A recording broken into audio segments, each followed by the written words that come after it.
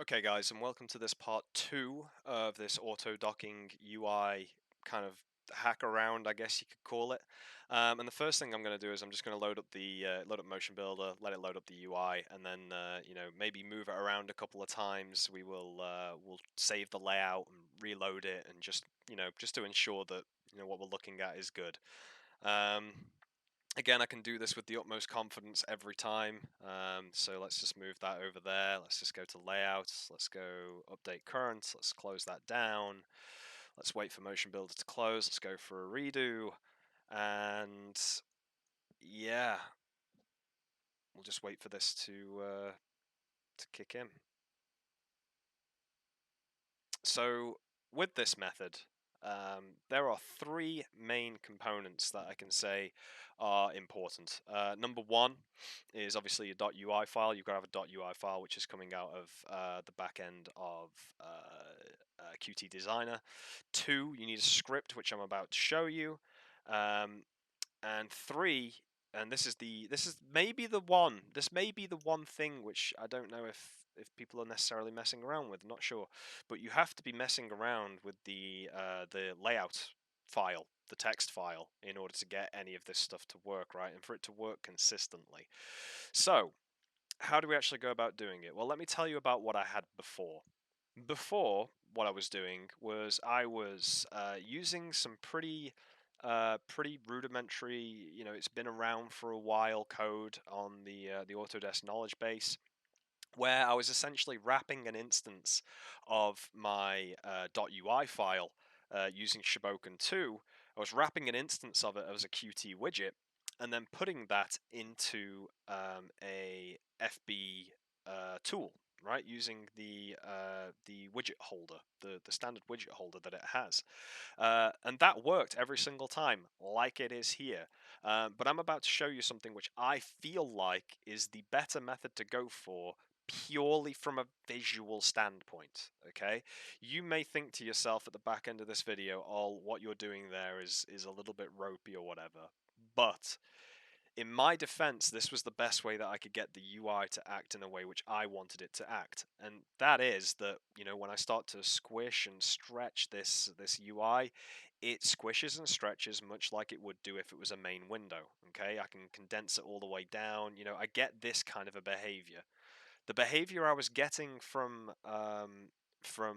the other method of doing it, and I've already linked a video on the Autodesk forums to this, but the way I was doing it before was very much you had your kind of like your Qt widget, or sorry, your widget there, and you'd be dragging the pane around and everything, trying to get it to resize, but it would just never resize. It would always stay that same size.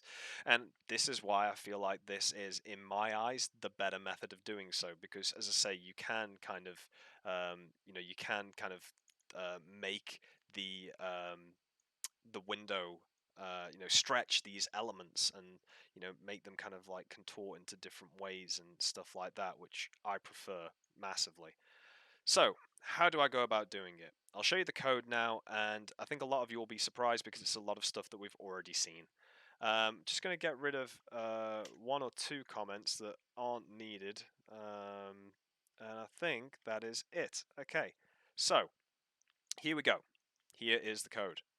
So again, it's stuff that you've already seen. I'd assume it's stuff that's already on the Autodesk knowledge base. All I've done is I've kind of expanded upon it, so I can actually get my functionality in there. So uh, yeah, let's just start off with what actually gets what these classes are. So the first one here, native widget holder, is an FB widget holder, and the way that I understand this is, whereas before I was using two scripts in order to wrap an instance of a UI that I had in another script.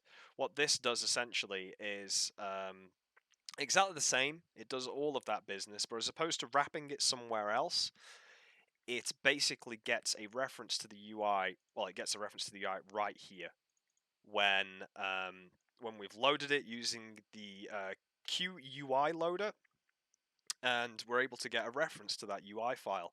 Once we're able to get a reference to the UI, that's when easy things like connections start to become available to us. So we can get like UI PB copy, which is push button copy, which I'd made, and be able to connect that up to a test print, which in this ironic case doesn't print anything, it makes a cube. But you can see here that, if I go to the schematic and I press that button, I get a cube. So, I'm happy with this. This kind of works. I can always expand on this to add more functionality. And once you've got this, it actually returns via Shiboken2 and get CPP pointer, which, as the comment says, returns the memory address of the single direct child widget, which is in there. It returns it into native Qt widget tool, which is just an FB tool. Okay, FB tools being way more native to Motion Builder than any PySide 2 kind of UI we could make is. And the reason being, I believe, and I alluded to this in that first video, is FB tools can be defined a little bit more in the layout. Um, they can have more of a when they get populated and when they get placed in the actual layout itself, they have more information to go off. And I believe that is the key here. That is the key to making all of this work, because essentially this is just me putting in a .ui file into the middle of this thing, creating a bunch of connections for it, bunch of functionality that I want it to have. But the main thing, the main important part is actually, I believe, this line right here. G tool name, okay, or whatever you want that variable to be called. But essentially, it allows us to create a name not only for the tool, but also to link in with this FB tool, meaning that when it comes to do the layout setup, it can treat it as such, as opposed to a layout file which I've done in the past for the previous example which I showed, which has pretty much no knowledge of what that is inside of that whole layout file. Okay, that whole layout text file, it doesn't have a reference to it at all, whereas this method forces a reference of your tool. So that's one of the elements. As I say, the second element would be just your UI file, right? And you can see that I've put some spaces in here in order to help with the spacing, but this allows it to be able to be squashed and stretched. If I had saved the UI file out, like something like that, and then I had come into Motion Builder and start to drag it around, we wouldn't get this kind of behavior. What we would get is we would get it stuck at that size, and then I would pull this pane out and it would just be blank space. I'll intersect parts of the previous video that I did in here so you can actually see what that looked like. So now that we've actually got a .ui file that has some nice spacing in there, allowing it to be able to space out properly and everything, we've got our tool name and we've now populated it inside of an FB tool. The last thing that we need, and just for clarity as well, this script here, my tool single file load, it's all just in the Python startup. So ignore these folders. These are all old examples of me trying to get the stuff to work. So it's all just in the Python startup, and you can see there's not too much crazy going on. Again, all of this is documented online already. But this is where I believe the kind of the final piece of the puzzle comes in, right? So, I forget which one is which, but I'll go to Qtdoc first. I believe this is the one. Uh, yes, so this is the one where I had my Qt tool docking, right, and it would work every now and again. Now, again, this would be absolutely fine if main board would just load up reliably inside of 2020. We wouldn't have to worry about any of this stuff. But you can see that all of the tools here are all tools which are native to Motion Builder. So, character controls, resources, transport, which is using the tool name there, navigator, stuff like that. And I'm sure inside of here it's got, our link to our tool, the previous one in Qt, but with a custom layout, all that I did was I saved out a layout, which was just the edit layout, and then I took out one of the windows and just replaced it with this. And this is window 2. The only thing that I've really had to change from just copying window 1 was make tool name 1 my tool, use tool name, and also give it a unique name of tool 6, so I know that I'm not kind of using any other unique tool name here. I thought at first that having it in this position would actually force it to be in that position, but that's not the case. As you can see, you can move it around. But by doing so, I believe that that systematic turn of events now goes a little bit like this. So in the previous video, we said it went load up your Python startup folder, which is essentially your custom UI. And let's just say it's the Qt one at the moment. Get to this point where you're looking for the dialog parent.